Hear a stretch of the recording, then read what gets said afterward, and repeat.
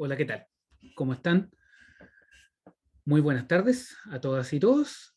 Bienvenidas y bienvenidos a nuestra clase número 10. Hoy día vamos a estudiar lo que es el comportamiento no drenado y vamos a empezar ya a hablar de licuefacción.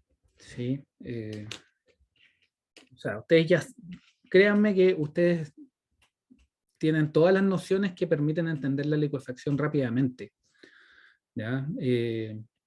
Hoy día probablemente lo que vamos a hacer es que vamos a hablar ya de licuefacción con respecto a algunas condiciones de una manera utilizando lo que es el comportamiento no drenado y vamos a terminar probablemente entrando en lo que es el comportamiento cíclico y en particular el comportamiento cíclico drenado inicialmente. ¿Ya? Entonces, ahí está nuestro disclaimer. Habíamos hablado de los comportamientos contractivos y dilatantes. ¿Sí? Habíamos conversado también sobre cómo fallan las probetas. Las probetas, cuando son sueltas, lo que hacen es que, ¿cierto?, se transforman en una especie de bulbito. ¿Sí? Sin embargo, cuando están densas, se explicita lo que es la banda de corte. Y habíamos conversado que en ese minuto, estrictamente hablando, ya no es el suelo el que está expresándose, no es el suelo el que está, la masa de suelo como un conjunto, ¿cierto? Describiendo lo que es el comportamiento, sino que es la banda de corte, ese plano, ¿sí? Entonces, muy parecido a lo que ocurre con lo que es el tener dos cuerpos, tal como se simula en el ensayo de corte directo, ¿sí? Aquí tenemos un videíto donde hay una simulación a través de una técnica en la cual las partículas se simulan como elementos individuales. ¿Sí? Estamos desarrollando tesis con este tipo de herramientas en las cuales lo que uno simula es el comportamiento. En este caso tenemos el comportamiento de una probeta de arena suelta. ¿Sí? Y ustedes lo que pueden ver ahí, esto es llevado al extremo, ¿no? Con un nivel de deformación gigantesco. Pero ustedes pueden ver ahí que cuando tenemos una probeta suelta, lo que hace es que esto simplemente se comprime. Ahora, ¿por qué quedó tan chatito? Eso es un tema netamente numérico, ¿sí? Pero lo importante acá es el aspecto de la probeta en la medida que se deforma.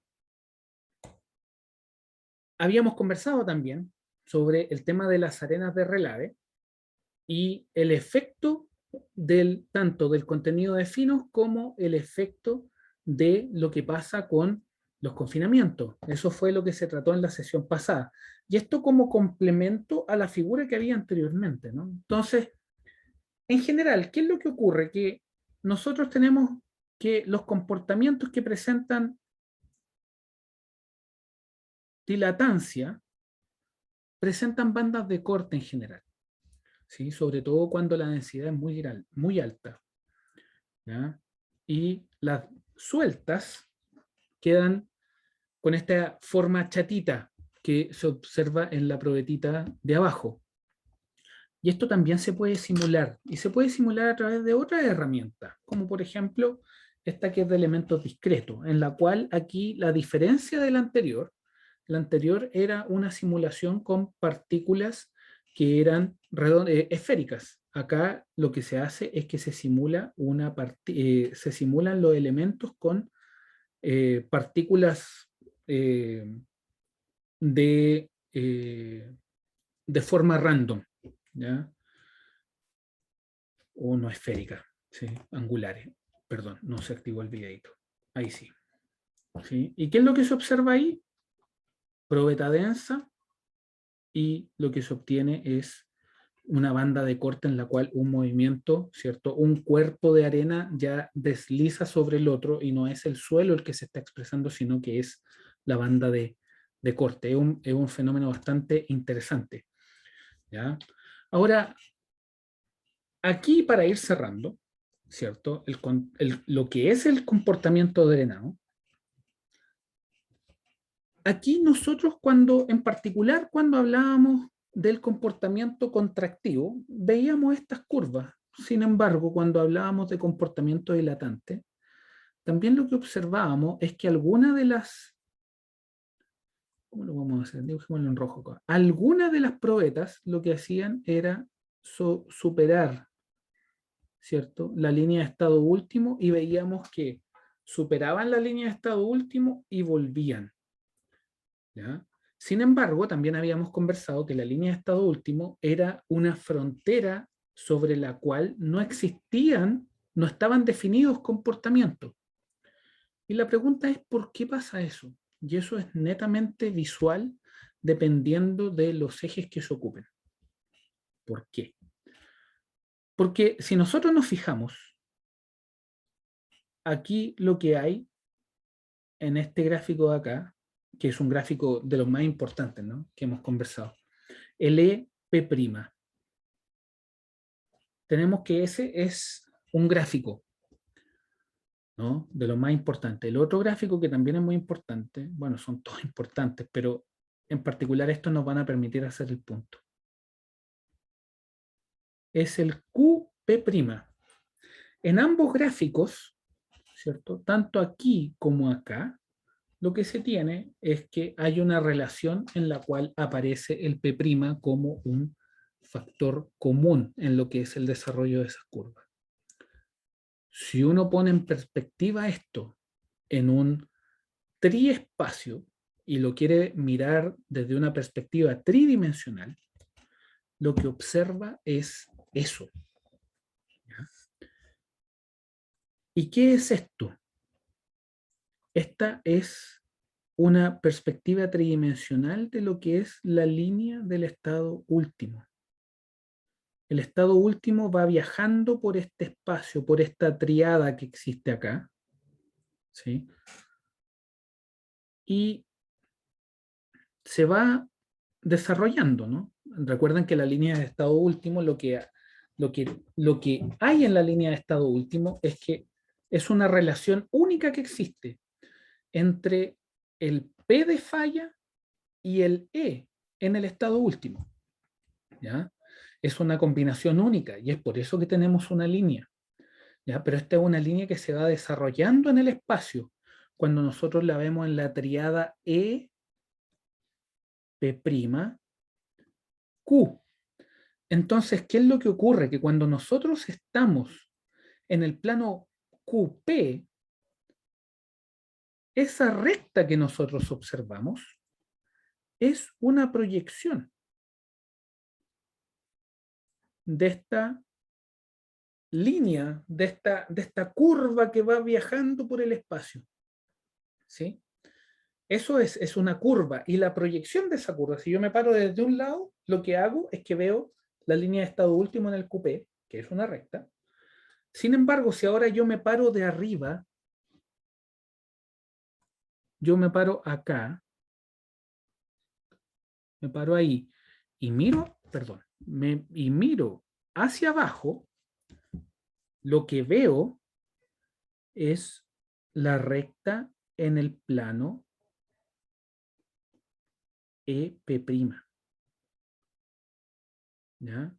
Entonces, en el plano EP', por aquí es donde va viajando la consolidación.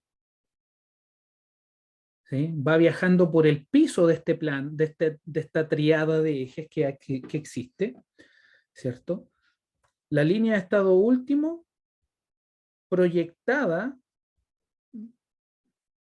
es esta línea que está acá cuando usted se para aquí en este eje y mira en esta dirección. ¿Sí? Entonces, ¿qué es lo que ocurre? Que la trayectoria de tensiones, cuando pasa por arriba, no es que supere al estado último. Lo que ocurre es que se desplaza, ¿cierto? Porque cuando nosotros partimos un ensayo, digamos que un ensayo que está acá, ¿ya? Y nosotros vemos que la proyección de este ensayo es, por ejemplo,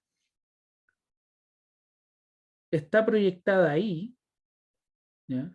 Lo que está haciendo esto es estar ahí y viajar desde este punto hasta ahí, ¿no? La trayectoria de tensiones se levanta desde el piso en el plano EP, ¿cierto? Despega y lo que hace es que viaja hasta la línea de estado último que está dado por la curva roja. Y nosotros vemos las proyecciones, la verde y la azul. ¿Ya? Eso es. Entonces, no es que haya una contradicción cuando nosotros tenemos un suelo denso y veamos que, o diera la impresión de que en el coupé lo que hace esto es que se supera la frontera. No, lo que pasa es que llega al estado último por un camino que a nosotros nos toca verlo, ¿cierto? En el vista del coupé, en un plano 2D, pero como representación de un fenómeno 3D. Me gustaría chequear de que estamos todos en la misma página con ese concepto. Es súper importante, ¿sí? Fernanda, Manuel, Miguel.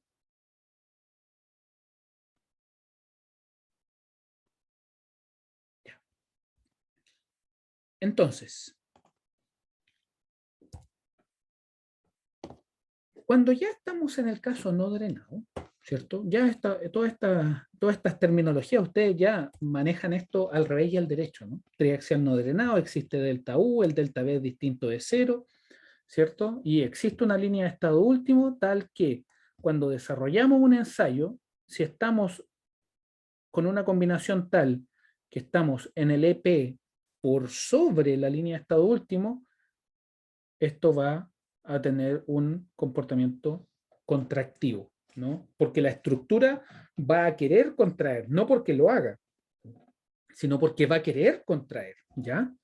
Y acá, si estamos bajo, va a dilatar, porque en condición drenada eso dilataría, ¿ya? Pero en condición no drenada, obviamente, el E es constante y es por eso que vemos todas estas rectas, ¿sí? Entonces, la respuesta monótona no drenada de las arenas está determinada por el estado inicial respecto al estado último en el plano EP', ¿ya? Y obviamente, sin cambio volumétrico, se observa en todos los ejes. ¿Y qué es lo que observamos? Algo muy parecido a lo que se observa en los comportamientos, en el comportamiento drenado. Y es que si nosotros trabajamos con un índice de vacío, ¿ya? Independiente de la carga, va a llegar al estado último. ¿Y por qué?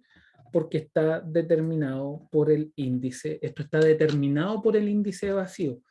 El que partamos con una carga mayor o menor da lo mismo desde el minuto en que está definida la condición inicial ante una condición no drenada de carga, ¿ya? Esto va a terminar en exactamente el mismo punto, ¿ya? Entonces, lo que estamos viendo ahí es equivalente, perdón, no encontré el gráfico, aquí, ¿cierto? Nosotros estamos viendo que esto eventualmente parte desde distintos puntos, ¿no? Pero ya sabemos que el lugar donde esto muere es exactamente el mismo, ¿sí? Entonces, eso, ¿ya? Nosotros sabemos eso, pero se vuelve a repetir el mismo fenómeno que habíamos conversado, y es que al momento de que esto llega al estado último en ese punto de ahí, si nosotros nos queremos devolver desde ese punto a través de una descarga, esto vuelve a través del mismo camino, aun cuando en el Q epsilon, ¿sí? Los caminos hayan sido diferentes para llegar al estado último, ¿sí? Entonces podríamos ver como una estación de encuentro, el estado último es una especie de estación de encuentro que de alguna manera refleja que independiente de donde usted venga, ¿ya? La estructura que va a tener si llega a esa estación es exactamente la misma y por lo tanto de ahí en adelante todos toman el mismo bus, ¿ya? En lo que es la descarga, ¿ya? Y esto, obviamente, ¿sí?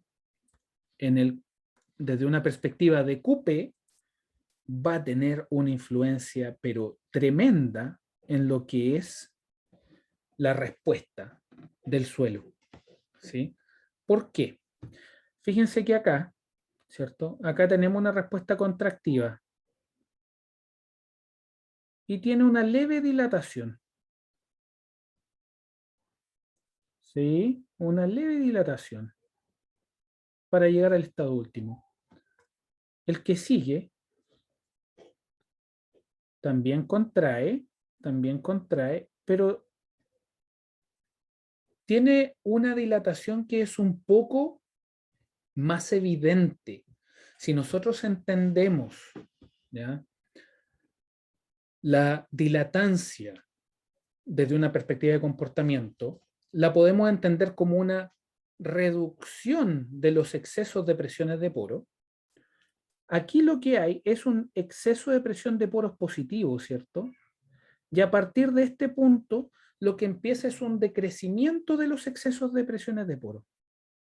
Empieza un decrecimiento sin necesariamente ir al espacio de los excesos de presión de poro negativo. Entonces, de hecho, fíjense acá, si nosotros acá dibujamos la recta, ¿ya?, independiente que no esté muy precisa en este esquema que estamos haciendo, ¿ya?, ustedes podrían ver de que en general, ¿cierto?, para este ensayo, para la curva morada, lo que hay es una contractividad y después una reducción de los excesos de presión de poro, pero siempre en el rango, ¿cierto?, con respecto a la línea roja que estamos esbozando acá, siempre en el rango de los excesos de presión de poros positiva. Sin embargo, fíjese lo que pasa con la naranja. La naranja presenta excesos de presión de poro positivo, ¿sí? Lo estoy dibujando desde acá porque si no el lapicito me juega una mala pasada. Entonces, se va acá con presiones de poro positiva, las presiones de poro empiezan a decrecer, ¿cierto? Y si nosotros le dibujamos la trayectoria de tensiones totales, nosotros vemos de que es en este punto, ¿ya?, que llega al estado último, pero llega al estado último con un exceso de presión de poros que ya es negativo, ¿ya? Y exceso de presión de poro negativo implica que los P aumentan de manera significativa, ¿sí? Cuando usted decrece los excesos de presiones de poros, ¿ya?, y eso es súper importante tenerlo muy claro desde una perspectiva física. Cuando los excesos de presiones de poros disminuyen, los confinamientos aumentan. Parece evidente, pero desde una perspectiva de comportamiento no siempre se hace tan evidente, ¿no? Por eso es importante estudiar y no solamente quedarse con el material de clase, sino que también ver algunos papers sobre esto, ¿sí? ¿Puedes repetir eso último, profesor? ¿Cuál de todas? Respecto al exceso de la presión de poro. Que cuando el Mejor. exceso de presión de poros disminuye, el P', las presiones efectivas van a aumentar, ¿ya? Y que es algo que desde una perspectiva de comportamiento, si bien uno al momento de conversarlo y discutirlo se entiende muy fácilmente, al momento de plasmarlo dentro de lo que es un análisis de ensayo, no siempre es tan evidente, ¿ya? ¿Estamos, Tomás? ¿Sí? Sí, profesor, gracias. Ya. Y como ustedes pueden ver acá, ¿cierto? La curva azul, ya sabemos que parte ahí, y aquí el exceso de presiones de poros es negativo durante casi todo el régimen de carga, ¿sí? Entonces, sumamente importante. Y esto ya eh, esto es bien importante porque acá, ¿sí?, nosotros estamos hablando comportamientos dilatantes, ¿sí?, o principalmente contractividad con dilatancia, ¿ya? Ahí se forma un mix, ¿no? Entonces, ¿pero qué es lo que pasa? Que si tengo una estructura saturada de arena y que es densa, y llega un terremoto o se genera otro tipo de carga rápida, ustedes lo que pueden ver en base a las curvas que tenemos acá, ¿sí?, es que desde una perspectiva de resistencia, estas respuestas son son beneficiosas para nosotros. O sea, si yo tengo una estructura densa, saturada, y eventualmente llega una carga rápida, mi preocupación no va a ser tan grande, ¿no? ¿Por qué? Porque se generan excesos de presiones de poro negativo que me aumentan la resistencia, me aumentan el P, me aumentan el Q, ¿sí? Con respecto, en particular, fíjense, en particular acá, fíjese, acá, por ejemplo, para la línea, esta línea roja que estamos acá, la resistencia drenada está ahí, ¿sí? La resistencia drenada está ahí. Sin embargo, la resistencia no drenada de este suelo está por acá. Entonces, ¿qué es lo que ocurre si mi estructura está densa, saturada y llega una carga rápida, llega un terremoto? Yo no vamos a tener mayores aprensiones. Ah, sí, tembló, ok, listo. Tenemos una carga rápida, pero bueno, tenemos una estructura densa, deberíamos tener una resistencia bastante buena. Lo más, cuando hay una estructura densa, saturada y hay carga rápida, lo más desfavorable no es el comportamiento no drenado. Ustedes lo pueden ver acá. No es el comportamiento no drenado, sino que es el comportamiento drenado, ¿no? Y eso le llamamos LSD. ¿Sí? Y acá tenemos el SSU, ¿no? Entonces, podríamos formalizarlo eso. Era modo de comentario, pero dejémoslo un poquito más formalizado. Si tenemos un suelo denso y saturado, lo que vamos a tener es que el SSU es mayor que el SD y por lo tanto controla la carga drenada.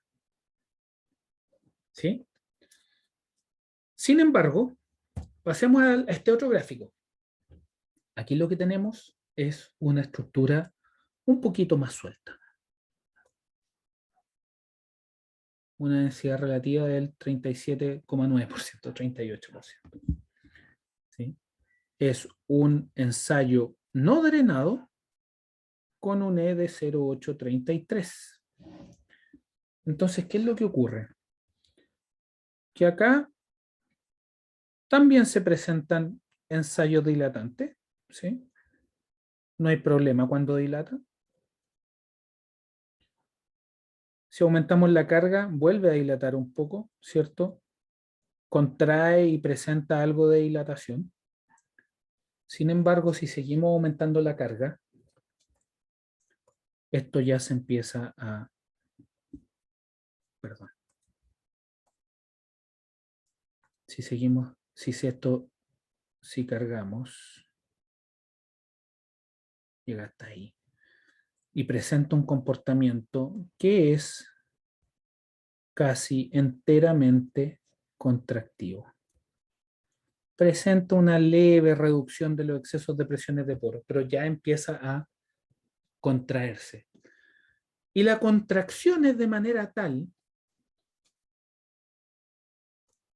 que esto alcanza un pic. Si nosotros nos vamos a cargas aún mayores, ¿cierto? De 3 y algo, nosotros vemos eso.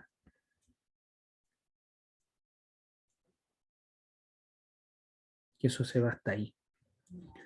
¿Ya? Presentando nuevamente un pic. ¿Ya? En todo este desarrollo de resistencia que se genera mientras este suelo está cargando, lo que ocurre es que antes de alcanzar en pic, simplemente vamos a decir que se desarrolla resistencia. ¿Sí? Recuerden que nosotros hemos conversado que uno lo puede ver esto desde una perspectiva muy sencilla, ¿no? Entendiendo que hay que es una arena, que no hay cohesión, de una perspectiva QP, y así como también desde una perspectiva sigma 1 sobre sigma 3, ¿sí? También se pueden obtener informaciones importantes. ¿Ya? Eso lo dejamos ahí, lo vamos a anotar como simplemente como un recordatorio para que lo tengan presente. ¿Ya? A partir de cuando se llega al pic, y el pic se supera en un sentido de que se pasa el pic, pero hacia el otro lado, ¿no? Hacia este lado, hacia el lado izquierdo en este gráfico. Aquí lo que se presenta es algo que se llama inestabilidad.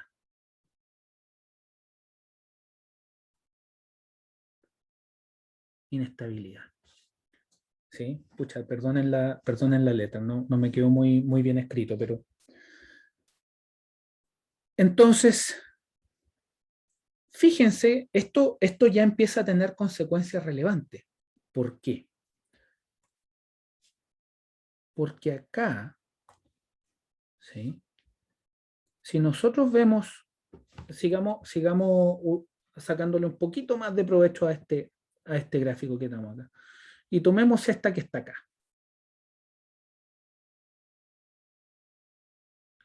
que corresponde a la última línea roja que hicimos.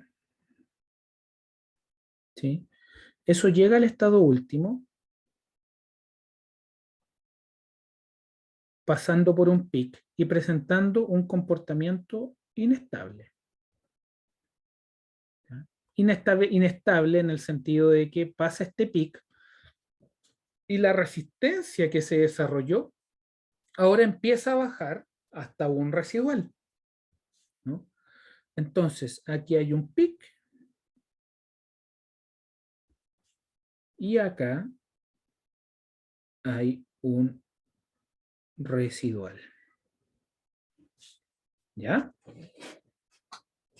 Ustedes ya lo saben bien, al momento en que esto llega al residual, ¿cierto? Nos vamos en la descarga por ese camino único, ¿sí?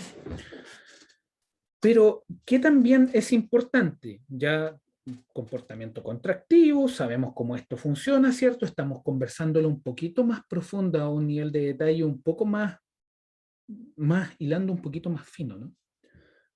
Y ahora ocupemos los gráficos que están a la derecha. ¿Y qué es lo que vemos acá?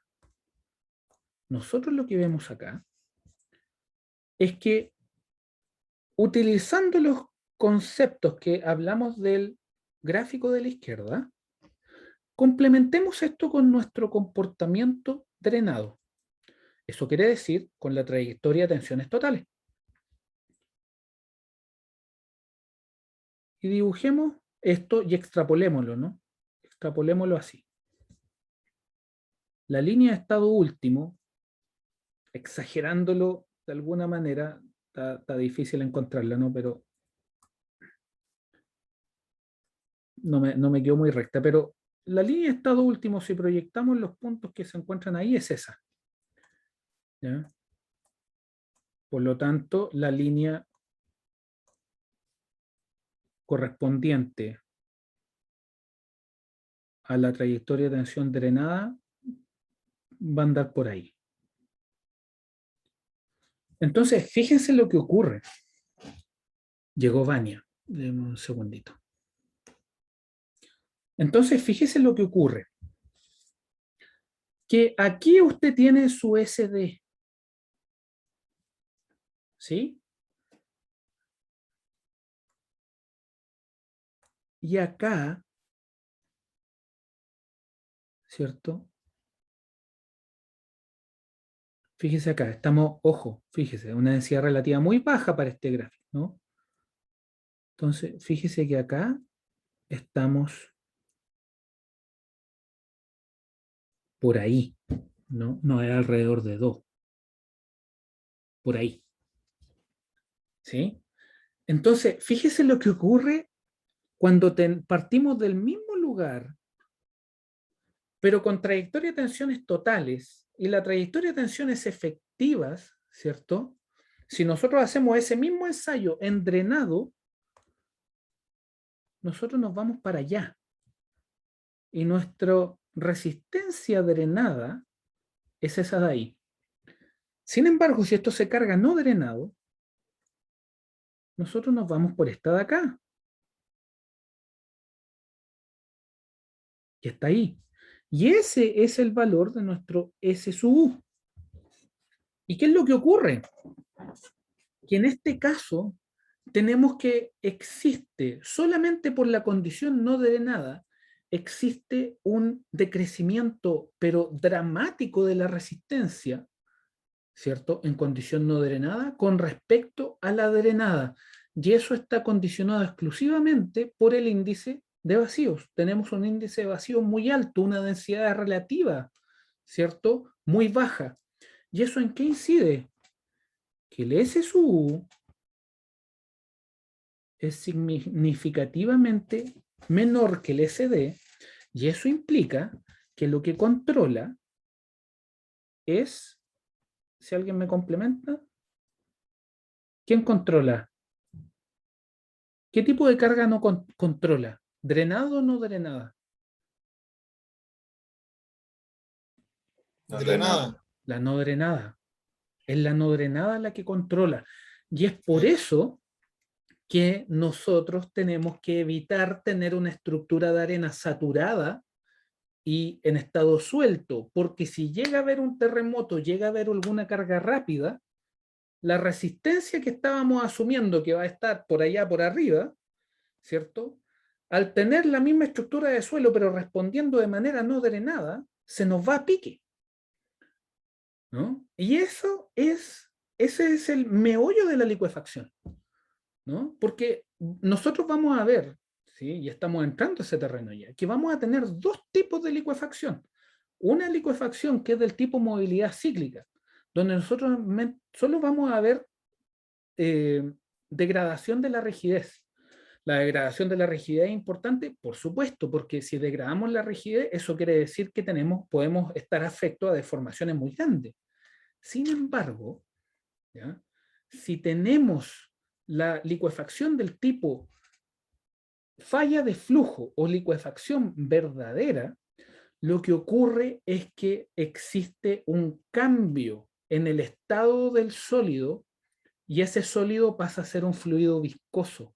Existe un cambio de fase, ¿sí? Existe un cambio de fase en que ya no tenemos una estructura sólida sobre la cual tener nuestro edificio, sino que ahora tenemos un fluido viscoso que tiene la capacidad de fluir y que si tiene la capacidad de fluir, ¿cierto? Eso implica de que lo que está encima, por ejemplo, un edificio, puede bajar, puede asentarse, puede hundirse, ¿no? En el fondo esto se transforma en una especie de arena movediza, si usted gusta, gusta llamarlo, ¿ya? Entonces, ¿qué es lo que deja en evidencia todo estos análisis que hemos hecho durante todas estas sesiones en las cuales de manera gradual y sistemática hemos ido agregando, ¿cierto? Un granito de arena, ¿cierto? Un granito de arena nuevo. Todas las clases que nos van permitiendo entender de manera eh, muy, muy sistemática, ¿ya?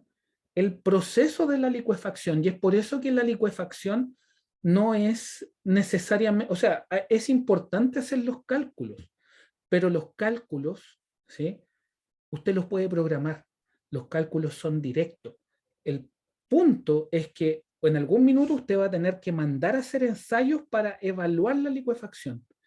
Y esos ensayos, para eso usted necesita entender el comportamiento del suelo, pero no solamente el comportamiento del suelo no drenado, sino que también el drenado, porque la pérdida de resistencia es pérdida de resistencia con respecto al comportamiento drenado que en particular esta estructura presenta, ¿no? O sea, cuando tenemos una resistencia residual, ¿ya? Que es 20 veces más baja que la drenada, ¿sí? Nosotros no queremos estar en esa condición, no queremos evitar esa situación, ¿ya?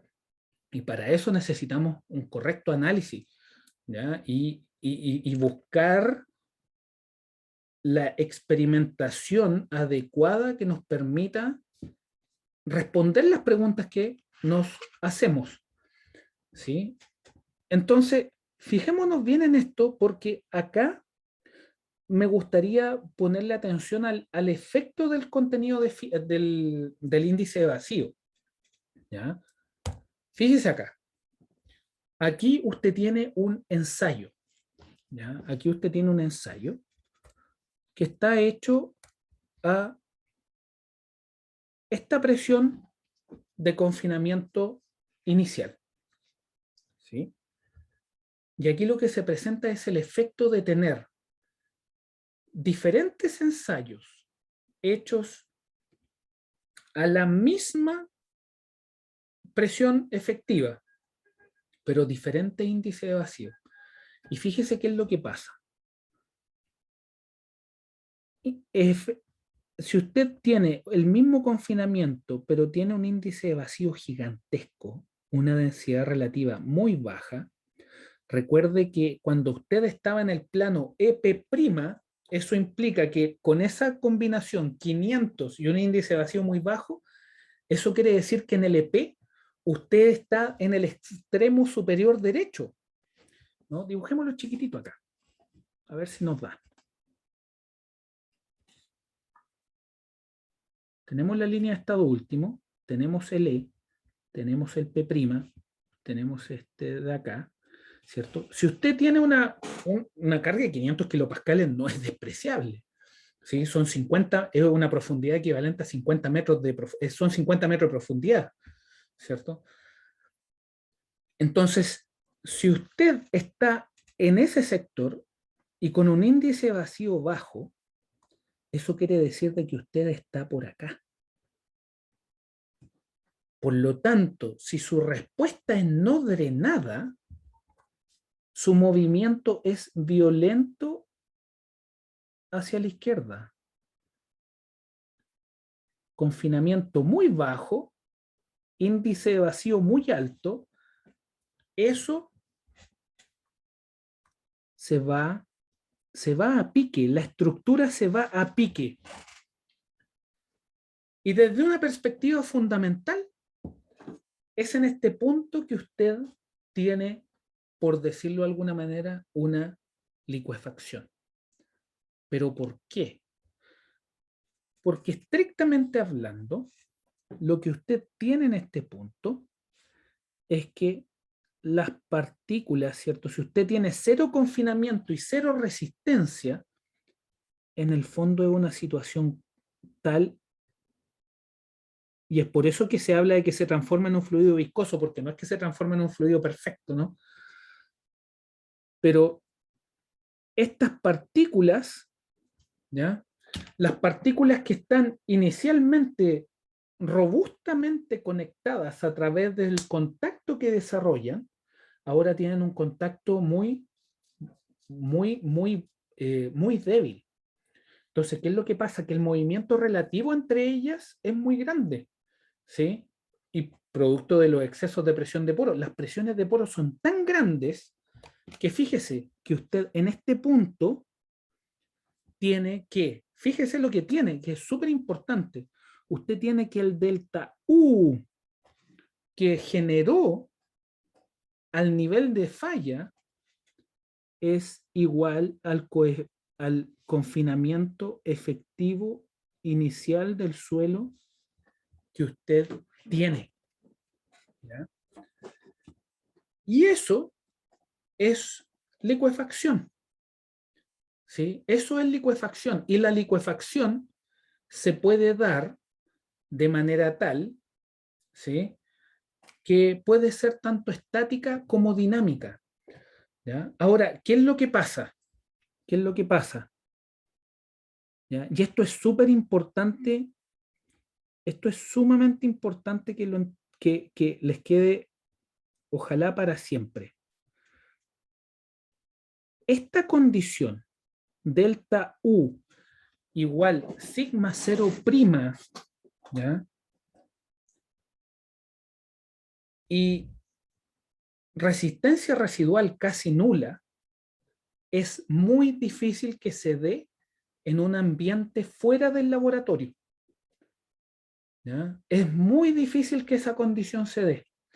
Y eso pasa porque en la naturaleza es muy difícil que las arenas estén perfectamente sueltas, ¿no? Porque en el fondo es una estructura en la cual una pelotita está encima de la otra, de manera tal que el índice de vacío es tan alto que está muy cercano a lo que es el Emax, ¿no? Y cuando estamos cerca del Emax, ¿sí? Es porque estamos con la densidad relativa del casi 0%, ¿sí? Entonces, ¿qué es lo que en general se observa? ¿Qué es lo que en general se observa? Se observa que cuando existen arenas muy sueltas, estas arenas sueltas llegan a una resistencia residual.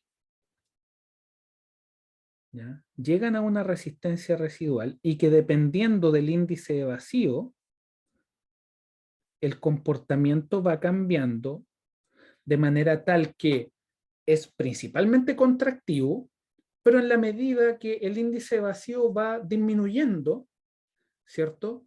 Empieza a haber una zona,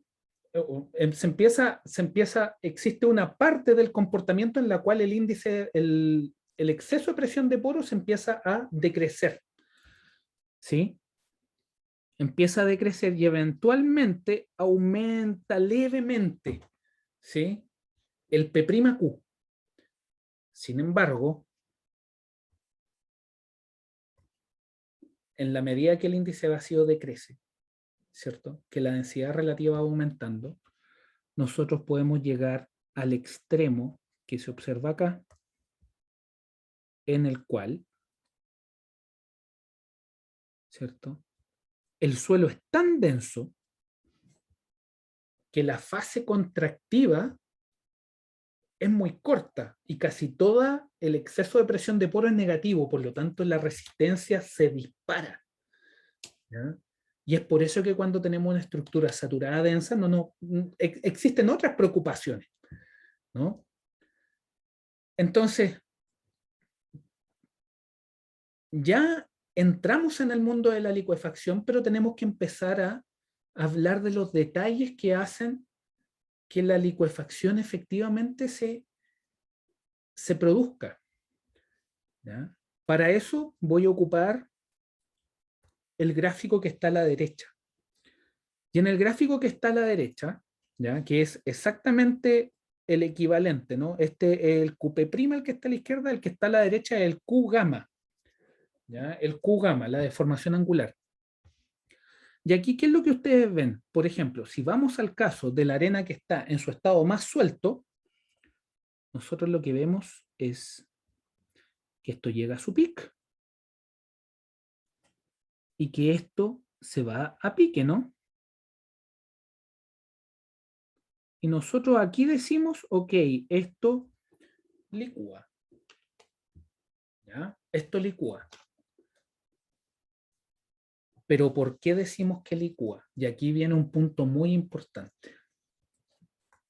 Es por el hecho de que nosotros partimos de un estado tal en que el Q es 0 y la resistencia residual es ínfimamente mayor, no, digamos que es 0 también, ¿no? Digámosle que es 0. Por lo tanto, lo que ustedes tienen acá es que la resistencia aumenta y esto decrece. Y decimos que licúa porque llega a una resistencia que es 0 en el contexto que el Q del cual partimos es 0. Esa relación es importante, por supuesto, porque estamos partiendo de una condición de corte 0, ¿sí? Que desde una perspectiva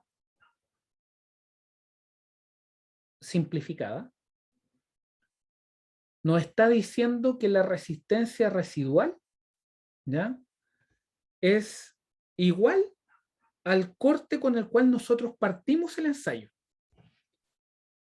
Si nosotros tomamos otro ensayo y nos vamos por esta línea roja hasta acá y tomamos el segundo ensayo, el segundo ensayo llega hasta ahí, un poquito más arriba. También llega un pic. Y a partir de este pic también se va hasta un residual. Sin embargo, acá nosotros decimos que esto no licúa. Esto es un comportamiento contractivo. ¿Y por qué pasa eso? Porque fíjese que el S sub U al cual llega es mayor que el corte estático con el cual partió esto, que estrictamente hablando es cero. Hay un elemento acá que hemos estado conversando durante todas estas sesiones, pero que ahora va a empezar a tomar un rol más relevante, y es el del corte estático.